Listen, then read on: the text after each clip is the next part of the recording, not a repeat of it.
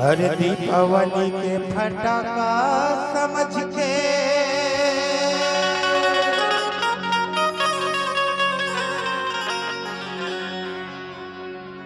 ये तो फोड़ती हो।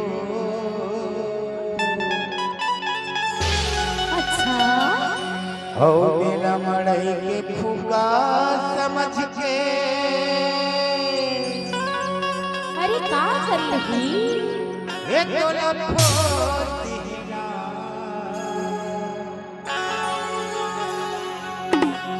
हो तोर चेहरा मगत का घमंड हेरे नाचत मुँह के।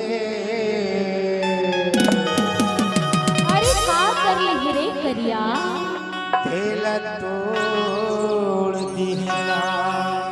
अरे जा जा मन चला कहीं के दीपावली के फटाका समझ के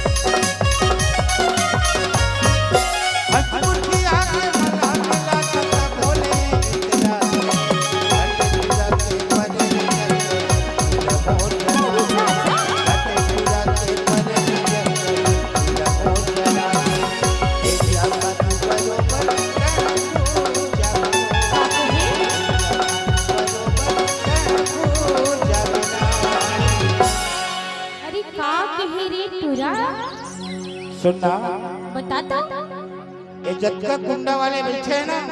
हाँ सब छल पूछ ले वो। अरे का पूछाऊं जब धान में बीमारी लगते ना अच्छा वो मत दवाई डालते वो दवाई ऐसे और धान लहरिया ही के ना का डालते एरिया खातुला छीछते रे पगली। अरे तय का कई थस्ता अरे एरिया खातु बरोबर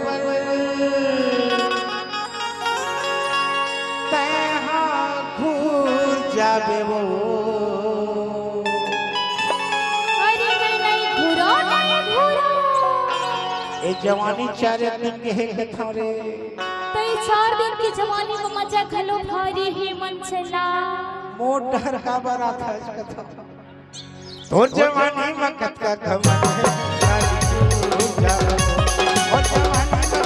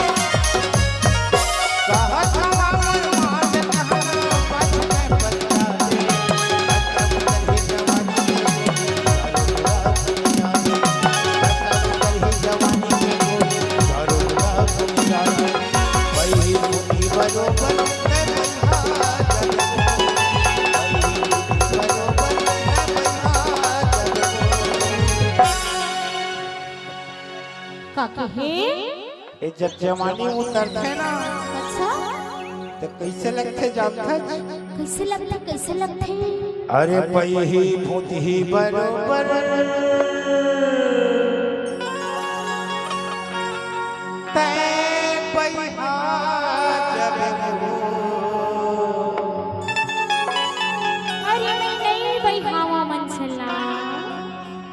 और जैसे पेड़ ला काटते ना 4 दिन में कैसे तोर जवानी में कत का घमंड है